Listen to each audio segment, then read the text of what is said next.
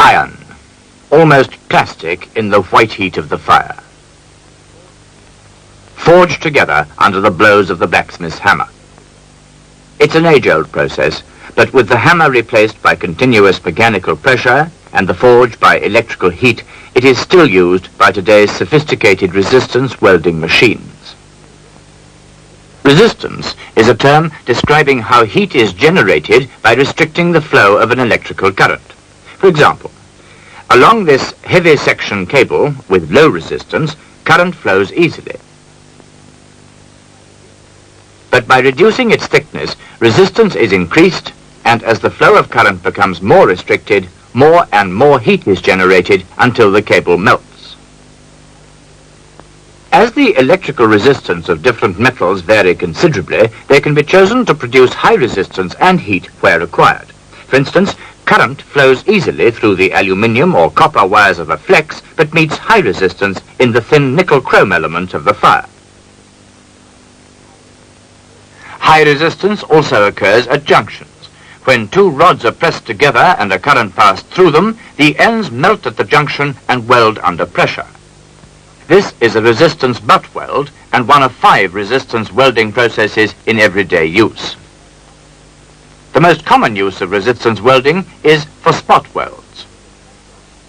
The spot welding machine is designed to carry a high current, low voltage supply to a pair of copper bar electrodes.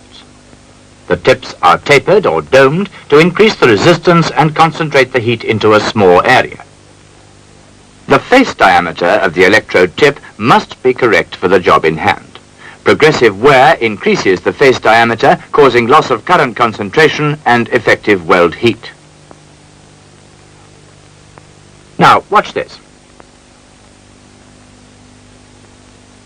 Simple, isn't it? Let's take a closer look at what happens. 2 thin sheets of mild steel are placed between the electrodes and pressure applied. The welding current is switched on and it flows easily through one copper electrode into the first steel sheet. But here it meets high resistance because steel is a poor conductor of current and heat, and there is a junction between the sheets. The current then flows easily out through the second electrode. In the confined area of high resistance at the interface, heat is generated which raises the steel to its plastic temperature.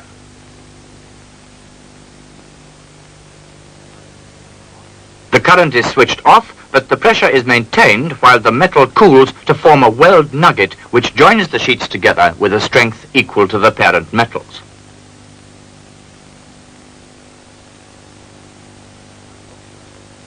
A good weld depends on 3 basic factors: current, pressure, and time. Their effects are interrelated, and the ideal combination will vary to suit the component material and thicknesses.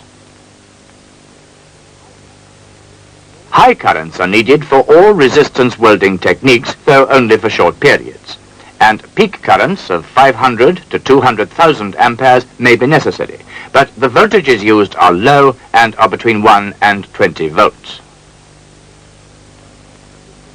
A transformer gives us the correct welding current. The normal mains supplies high voltages of 415 or 240 volts at low amperage.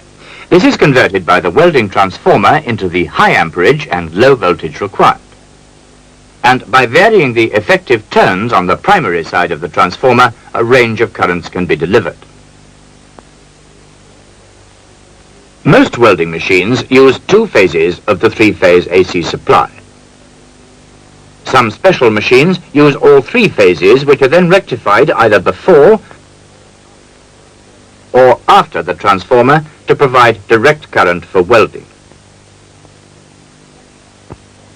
Pressure, or electrode force, can be applied in several ways. Here it's supplied by the operator, who uses a foot pedal with a linkage mechanism. But sustained high production is best served either by air cylinder pressure, which is easily controlled by electrically operated valves, or by hydraulic cylinder, which gives the highest pressures and is used principally for multi-spot welding machines, where many cylinders have to be grouped in a small area. Correct pressure or electrode force is essential. Too little allows the molten metal to escape, causing surface burning and other defects. When the weld is opened up, the splash of exuded metal is clearly seen. Too much lowers resistance and heat at the junction. This causes deep surface indentation, compressing the metal walls surrounding the weld nugget and weakening the joint. Indentation should not exceed 10% of the sheet thickness. The third basic factor, timing, is of critical importance, especially when welding light thicknesses of steel, high conductivity metals like aluminium and copper alloys, and materials with a very limited plastic temperature range. Let's look at the 3 stages of timing. First, there's the squeeze time, which elapses before the current is switched on. Then the weld time, during which the current flows and the joint heats up. And lastly, the hold time, in which pressure is maintained while the weld cools. This is an ideal spot weld nugget. Its strength is equal to that of the parent metals. A small weld nugget lacks strength and can be caused by too short a weld time, incorrect pressure, or an oxide film on the surfaces which can hinder the current flow. A small nugget can also be caused by the close proximity of a previous weld, which causes shunting. Most of the current chooses the easiest path and bypasses high resistance at the junction.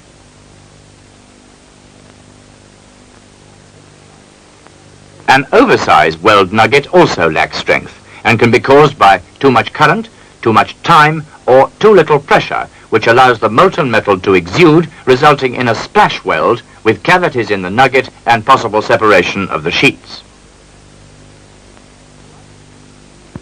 Throughout industry, resistance spot welding is used to join a wide range of metals.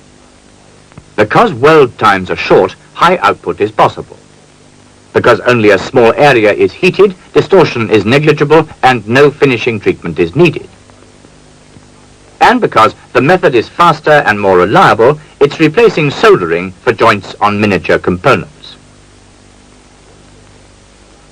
Portable equipment allows large, heavy fabrications to be assembled in one shop, dispensing with complex jigs and mechanical handling devices. Spot welding is only one of several resistance welding processes. How the basic principles have been adapted and developed is explained in the next film of the series.